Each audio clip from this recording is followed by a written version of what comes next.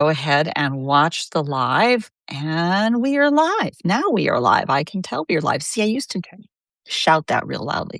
So hello and welcome, everyone. I'm Barbara Tien with Projectkin, and joining me here is Dai Davies from GenealCymru. Yeah. Trying anyway. As a matter of fact, I'm learning all kinds of things about Wales and Welsh, and you too will have a chance to do that. And I will include some wonderful links to learning all about speaking Welsh, as well as the all about Wales in the notes following when I share the recording for this. So welcome, everyone. It's a delight to have you on this out here in California, a rainy morning, and up in northeastern Canada. Hello, Canada. Welcome, Kathy. Kathy Nielsen, lovely to see you. And Mason is fed up. So I get it. I get it. I am too, frankly. But hello, Bill. Lovely to see you. Good morning, everyone. So we have an interesting story here today. Joining me on this preview, a Substack preview Sunday here in California, as we do these, we're picking up on our Stories 250 series we do each month. And we have kind of an unexpected story here that I think sort of hits at the core of what I've been talking about all along in Stories 250, looking for ways to tell the stories of where our ancestors were at the time of the American Revolution. And my secret plan here, everybody, is to highlight how the Enlightenment itself was a global trend, or as Di and I were talking about, maybe they were passing around hashtag Enlightenment, as they'd say in their letters. But this picks up on a story that Di wrote about libraries in Wales at the time of the American Revolution, or the lead up to the American Revolution. And the reason I think that's so important is the same reason I think libraries and public education and an educated populace to drive the idea of a country at the founding of this country, which is what this whole thing is all about. And that's where Ty's story picks up. And it's important to American history, as we see in the words of people like John Adams, who was talking about in his own diaries in 1765. The liberty cannot be preserved without general knowledge among the people. Like, one writes that in a diary, in any case. And you probably know about Benjamin Franklin and the founding of his own, apparently the first lending library in the American colonies in 1731. And then, of course, Thomas Jefferson and the founding of the Library of Congress, with making sure that money was set aside to do that in 1800. And he needed burning out and saving it when it was under fire by a certain little battle that happened in 1812. But we're not going to go there because we're talking to Canada here today. And with that, let me back up. And Di, tell me a little bit about the story that you posted and what brings you here to tell the story, and how you've seen this as part of this larger story. Okay.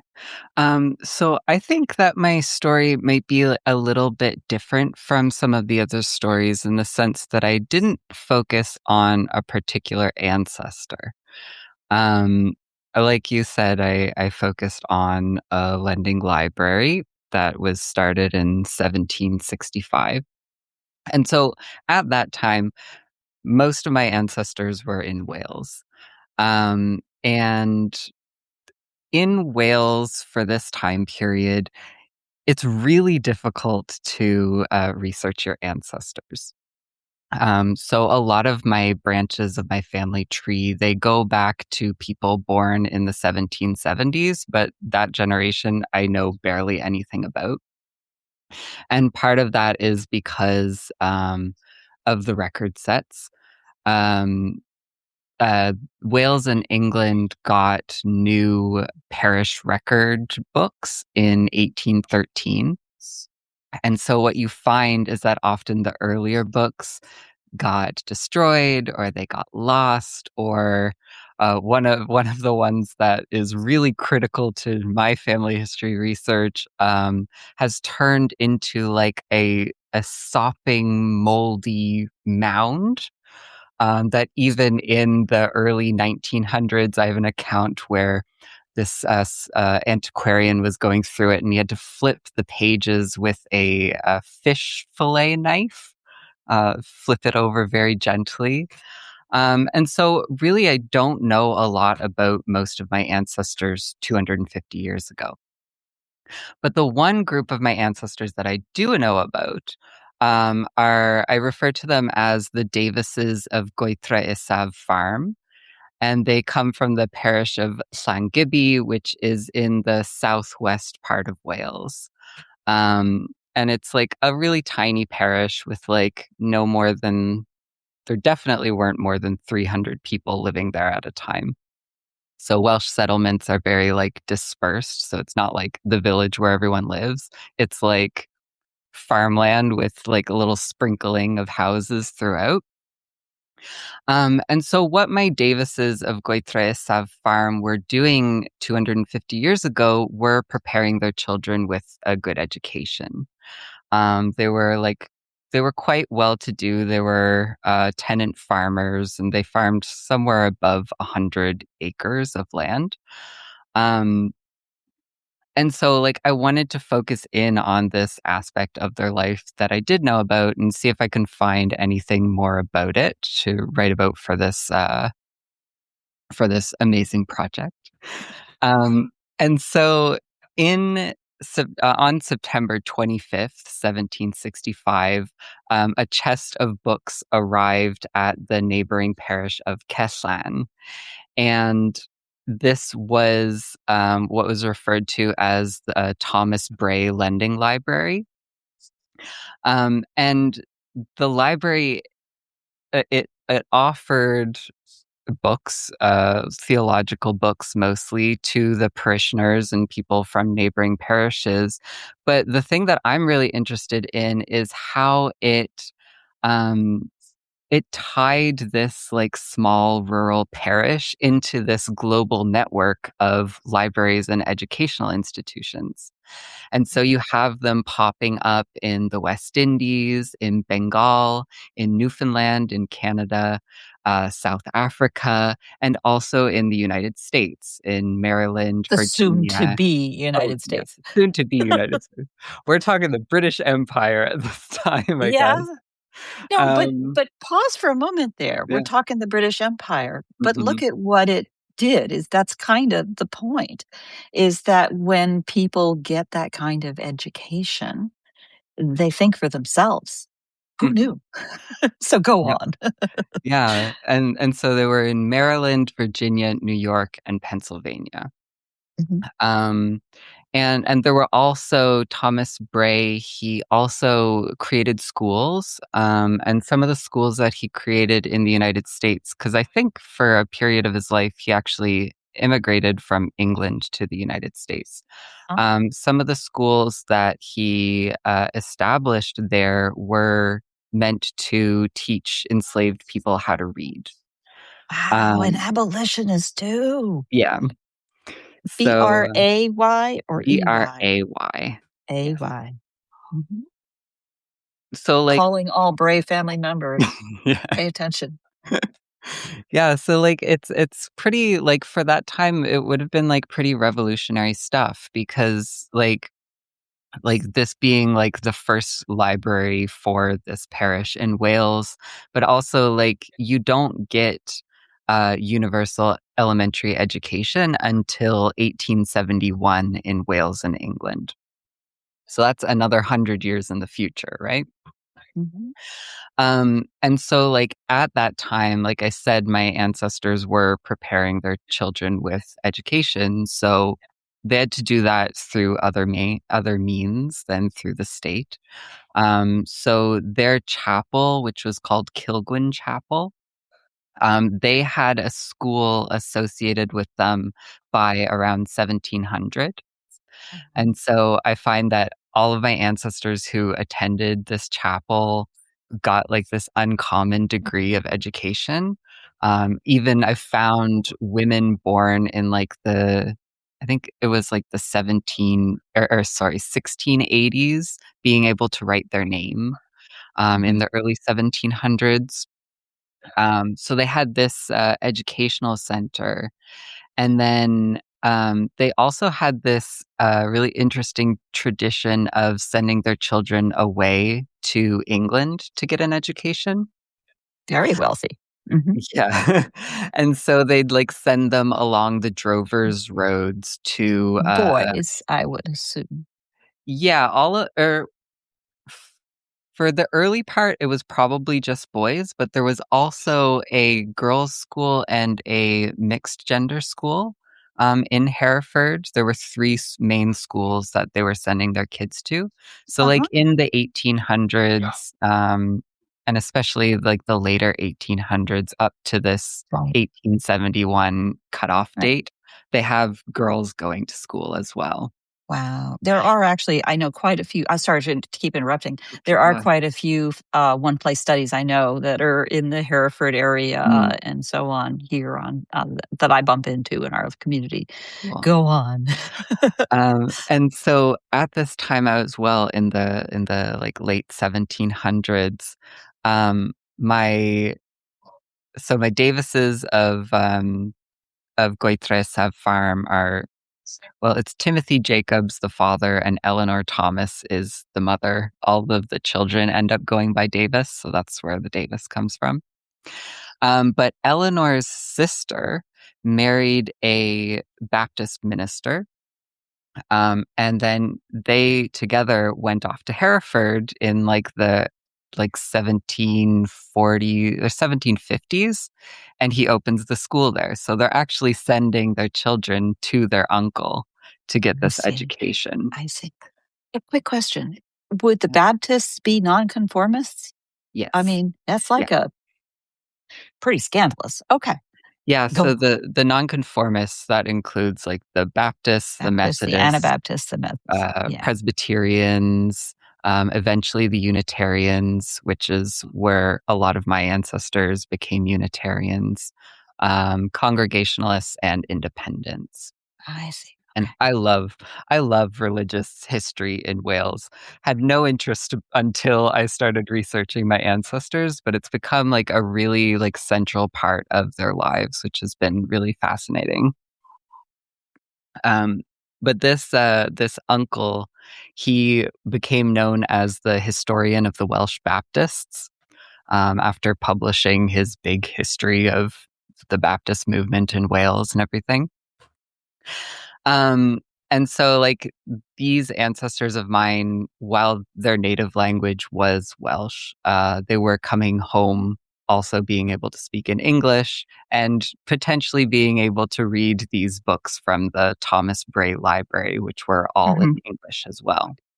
Hmm. But of course, like, not all of the people in this part of Wales had as much money to send their children off to England to go learn. But at the same time as that's happening, there is a massive educational movement in Wales.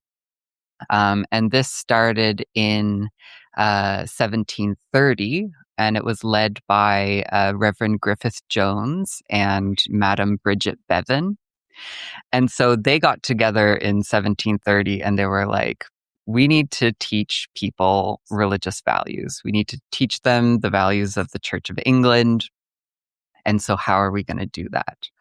And so, what they did was they created these traveling or circulating charity schools. And so, what they would do is they would train teachers and then send them out to whatever parish invited them, because parishes would write in probably like the ministers or locally influential people would write them, and then they'd get their teachers who would stay in the parish for 3 or 4 months. And they would hold day classes and teach anyone who showed up how to read, and they would use, of course, the Bible to do that. Right. And really kind of subversive about this movement is that they were teaching people how to read in English, or sorry, in Welsh. They were not teaching people how to read in English. They were teaching them how to read in Oh, Welsh. whoa. And You so, count on those nonconformists. They're going to bust the rules again and again. You give them yeah. mouse a cookie or Well, the funny cat a thing is treat. that they weren't nonconformists. They were Church of England. But what ended up happening is because they taught everyone how to read in Welsh, Welsh people were reading the Bible more, and then they had all of their opinions about what was going on in the Bible. And so they actually set the groundwork for the big Methodist movement that happened throughout the 1700s. It was because Mhm. of their work doing this educational work that the Methodists, which it was Calvinistic Methodism, which was originated in a parish just like two parishes from where my ancestors were. Um, it made it possible for that to happen. Um, but because they were teaching in Welsh, they were getting all of this pushback from other organizations who wanted the Welsh language to fizzle out and not be used anymore. Um, Speaking of yeah. rhyming themes, yeah. Yeah. And so like it's really interesting reading Griffith Jones's letters about his organization and his work because he had to be really well versed in all of the reasons why people should be learning to read in Welsh.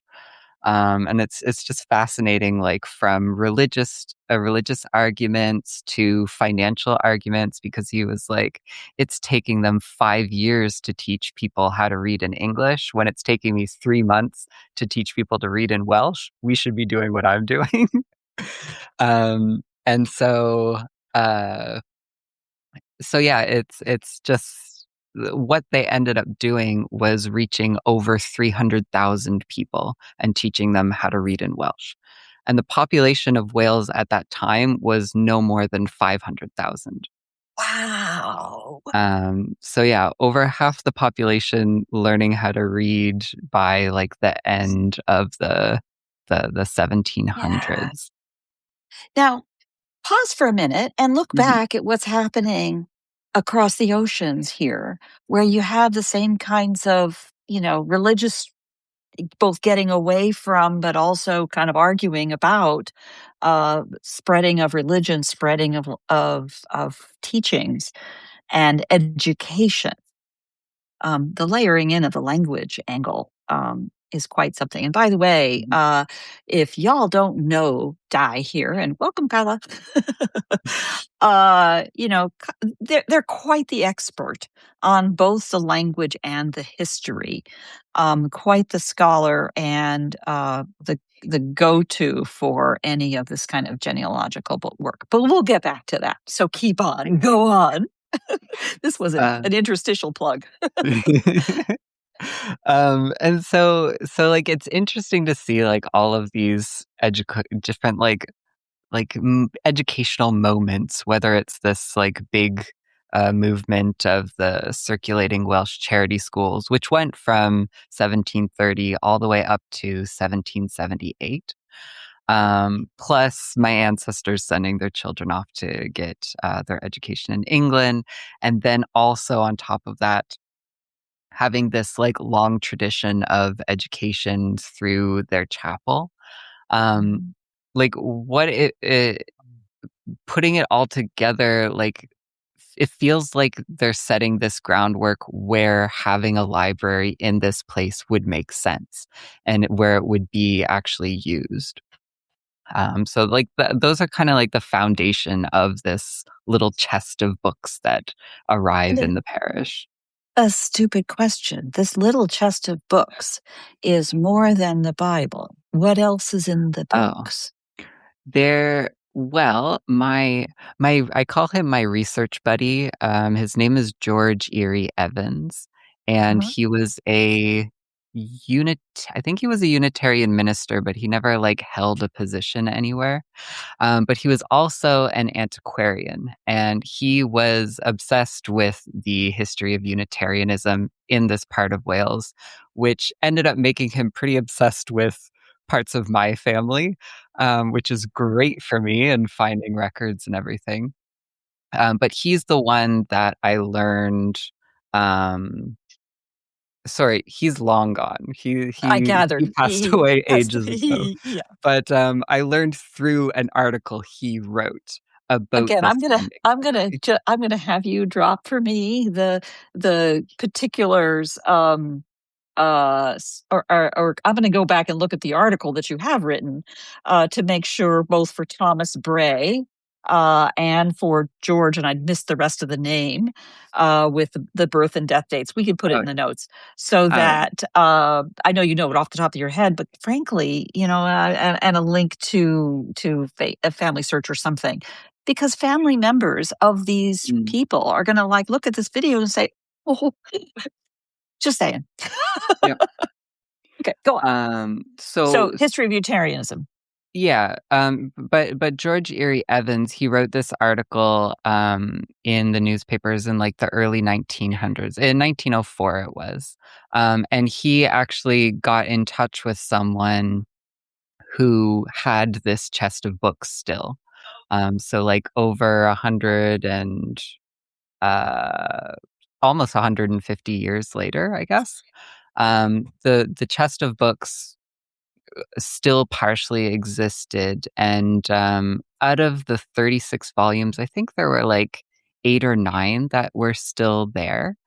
And so they were all kinds of like different religious books. So one was called The Christian's Way to Heaven, which was first published in 1700. And then another one was called The Original and Right of Tithes, from 1691. And one of the interesting things that he notes in this little article that he published is that there are books in the collection that were printed after the little lending library chest arrived in the parish. So they were adding books to it, which is really cool and shows that like it was actually getting used, it was getting augmented.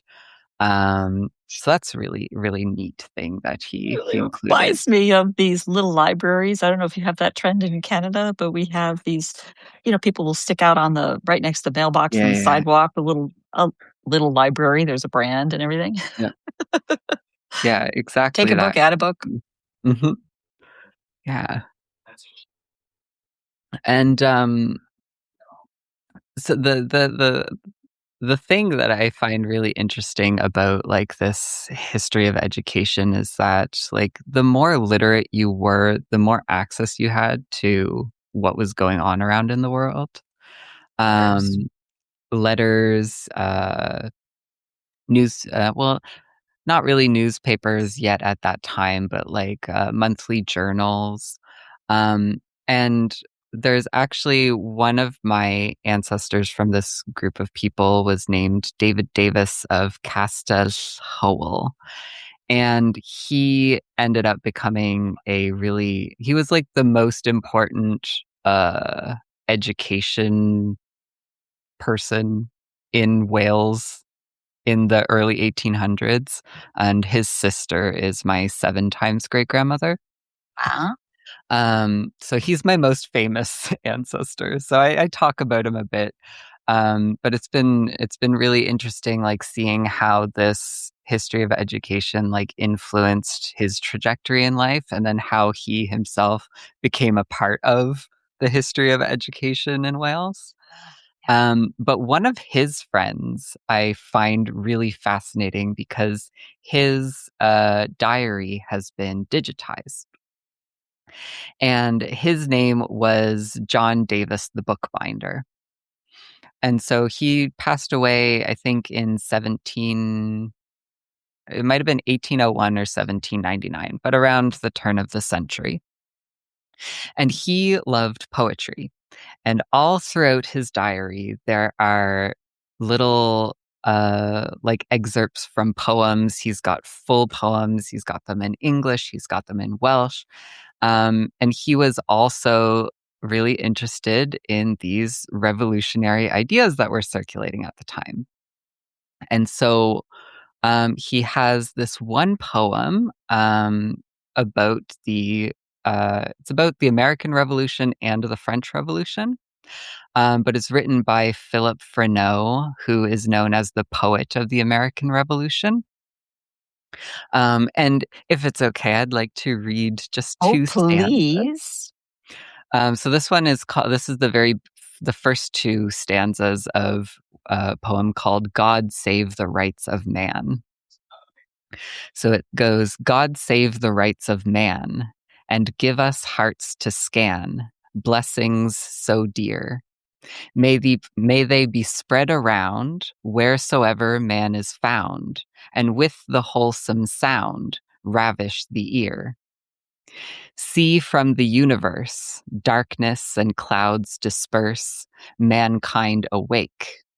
Reason and mirth appear, freedom advances near, despots with terror hear, see now the quake. Mm. I love it. It gives me tingles. It's such a good poem. You need to send me that one too, by the way. Yeah, I will.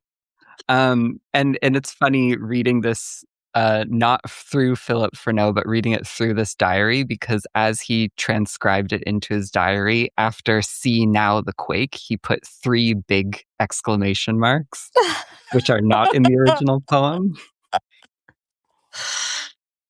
Oh, wow.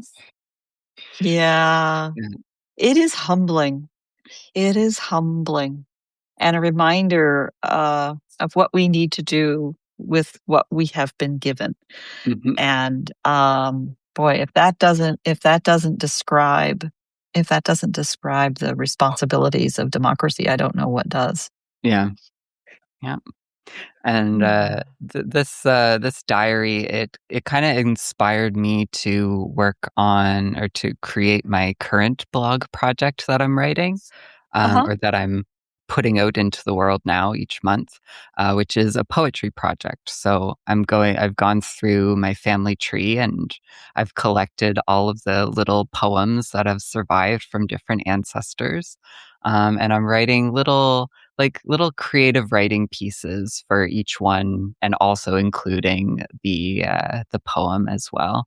Because poetry is a thing that Wales is kind of like, it's a important part of Welsh culture, that form of writing, going all the way Mm-hmm. back into like medieval times. I think the Mm-hmm. earliest Welsh poems are from like 800 or something like that. Mm-hmm. Mm-hmm. Um, and it's just kind of been throughout my family in different parts. So I put my Uh, my first post out, which you saw, and I really appreciated your comment on it, which were the about the answering machine songs that my grampy used to leave us when he'd call and leave the message on the answering machine. So yeah. well, there were many charming things about that one, but language, as you and I have already talked about, language is very important to me, and the ways in which language teach you culture, things about cultures that you would never ever pick up from a simple "this means that" translation. Mhm. And the beauty of a language that is so distinctly different, living in completely surrounded by this other language, in between Wales and England, and now in Canada with both English and French. Side by side. Here we struggle with so many different languages in a single area. The fact that Wales has had this tradition of both education and poetry, and that this was something extending back to the very time of our American Revolution, or the Civil War with Britain, the divorce, um, is breathtaking and a wonderful Yeah. part of this education. Thank you so much, particularly Oh, for bringing in Philip Renault. Renault? Freneau. Freneau. Freneau. Freneau. But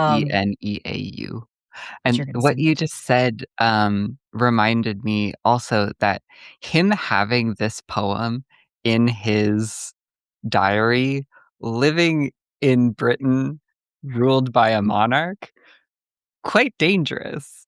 He could have gotten Exactly. into a lot of trouble having this. And my ancestor, his friend, at one point, like they knew that he was Rebel. a rebel, that he was a supporter of the French Revolution. I don't know so much about what he thought about the American Revolution, but certainly the French Revolution, him and all of the Unitarian community were very Bunch of rabble connected to rousers. that. Yeah. Yeah, Can you imagine? And the terror, I mean, heads off, right? The guillotine. yeah, It must have been quite something. Quite yeah. something. But my ancestor, he was only targeted with some. They were gonna have the surveyor of taxes read all of his letters before they were sent off and before he got to read them himself. But he got like a really nice letter of character, like a Reference. character reference, yeah, from a an Anglican clergyman which ended up allowing him to not have that level of Friends in high censorship places. affect him. Yeah. Yeah. God, this Yeah. is like Game of Thrones stuff. Wow. Yeah. And This is Kathy Stone just chimes in here. A big light bulb here. I studied Old English at university, not much poetry based, mm, Old Norse mythology. Yeah. cool. And again, languages, each culture. Yeah. And there we are. What a wonderful introduction. Thank you so much for Yeah. taking the time this morning, this afternoon, I do for have a little you. conclusion Oh, that I wanted to please. say Yes, because I please wrote do. this part out because I wanted to tie it into Oh, what's happening yeah. today. Just Go a little on. bit, just a little bit. But I think that this whole little article that I read, which is a real overview of just like moments from educational history, but as you look more into the history of education, you can tell that there was this hunger for education and for knowledge. And that goes for that part of my family, but also, when you look at the success of the Bray libraries, which went all around the world, you look at the massive success of the circulating Welsh charity schools across all of Wales in the 18th century, you can tell that people saw the value of being able to read and being able to write. They wanted that knowledge. And I think that through telling these stories is one of the ways that we can honor this legacy of the struggles that they went through to make that actually happen for them and for the next generations. And I think it's especially important to tell these stories today because of the ways that we find schools all over the world so severely underfunded. We see teachers so incredibly overworked. We see schools targeted by censorship campaigns. And then, in the worst cases, schools being targeted in war. Mhm. And I think that part of the good that we can do as storytellers is in highlighting these kinds of stories about all of the work that our ancestors did just to be able to access education and knowledge. Mhm. And we can show it through our family history stories, that we can also live this spirit of investigation and learning and creativity even when we're long out of school. And I think family historians have that spirit in us. And I love that. And so that's something that I was hoping to show through this article that I wrote for Stories 250, and also with my new writing project about my ancestors who wrote poetry. Just Yeah. continue that on. Thank you so much. That's such a beautiful conclusion. And to me, the really important nugget about that relates to how we talk about education as something to let me learn so that I know, so that I can add value and have things for me. Mhm. What you're talking about is education as it relates to a growing population and what that population is doing going forward and contributing forward, and not to forget that difference.